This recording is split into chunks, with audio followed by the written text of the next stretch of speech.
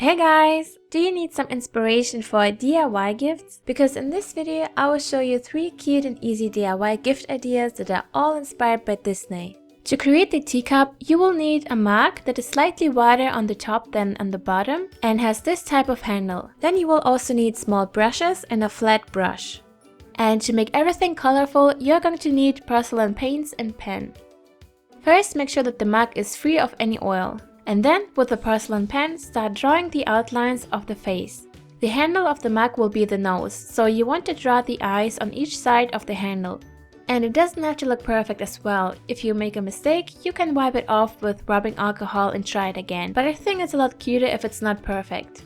For the eye color, I chose a light blue color, but you can use black as well. Once you have the outlines, you can go in with a brush and black porcelain paint and make the lines a little bit darker and thicker if needed. Let it dry for a little bit so you don't smudge anything, and then finish painting the eyes. With white porcelain paint you can easily clean up any lines that are a little bit messy. For the mouth, I chose a purple and pink color and just painted everything inside the outline. Now with a metallic gold color, paint the handle of the cup. Add the color layer by layer so you cover every white spot. While everything is drying, we can go ahead and paint the rim of the cup. You can use some masking tape and add it just a bit below the rim, and then with a metallic gold paint, carefully add the color. Remove the tape and depending on your paint, let it dry for a few hours or bake it.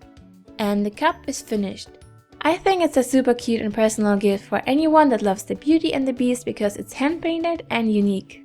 To create the Magic Carpet inspired pouch, we are going to need 2 pieces of outer fabric and 2 pieces of lining fabric that are cut at the same length as the zipper you have and any width you like, and a third piece of fabric for the middle part. You will also need fabric glue, thread in the colors of your choice, and lastly, ribbon or fabric trim. Start off by applying some fabric glue to the outer edge of the lining fabric.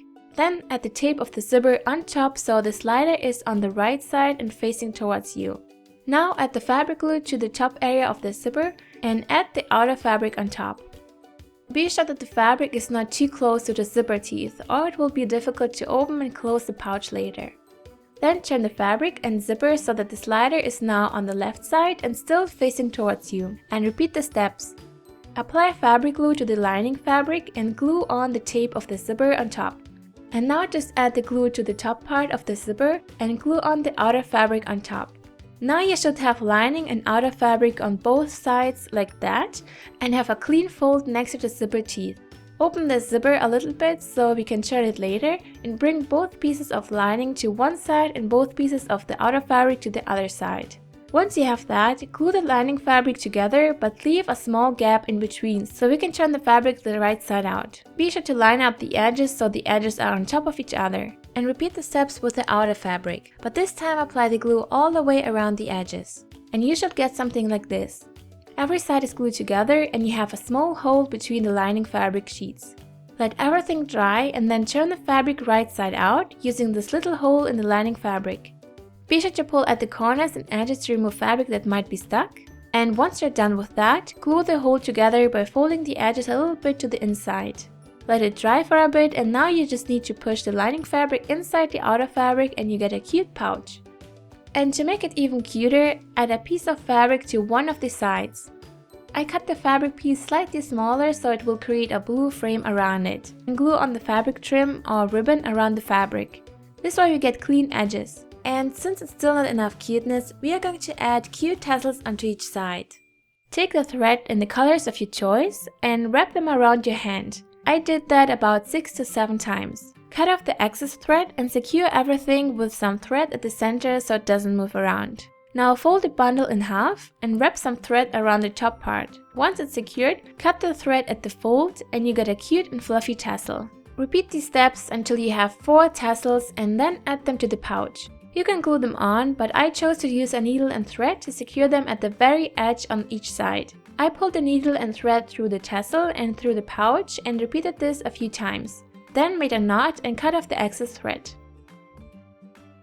I think it looks so cute. You can use any fabric and embroidery floss color to personalize your pouch. I just thought that this color combination is super cute and it kind of reminds me of Jasmine as well, don't you think? And since I didn't want to neglect Mickey Mouse, I will show you how to make cute Mickey Mouse soap. The basic materials you will need are white and clear glycerin soap and small round cookie cutters in 2 different sizes that fit into the soap mold. Start off by melting the clear soap. When it's completely melted, add some soap sand and mix everything very well. Now add it to the mold, spray some rubbing alcohol on top and let it harden. You can also use white or colored white glycerin soap as well. Once the soap has completely hardened, arrange the cookie cutters so they are in the middle of the mold. And then start cutting out the head first. Slowly push down the cookie cutter and carefully remove it. And then do the same with the smaller cookie cutters to create the ears. Be sure to cut slightly along the head area so the ears and the head are connected through the gap you create.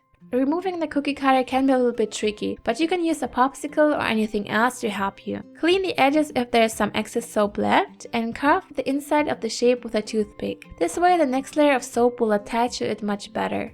Now you can melt some clear or white glycerin soap and add color to it. Spray some rubbing alcohol onto the inside of the soap and add the next layer of soap inside. Spray some rubbing alcohol on top and now let everything completely harden. And then you can remove the soap from the mold. You can cut off any excess soap to create clean edges and also use another cookie cutter to adjust the size of the soap. I think it's a super cute gift that you can personalize as well. And what is your favorite Disney movie? Don't forget I have a giveaway going on and this time you can win these cute calendars. Check out the description box for more details if you are new to our Christmas scavenger hunt. I hope you liked these ideas and found them helpful. If you did, please be sure to like this video to support this channel, and if you haven't already, subscribe for more fun and easy DIYs in the future. Have a wonderful day and see you next week!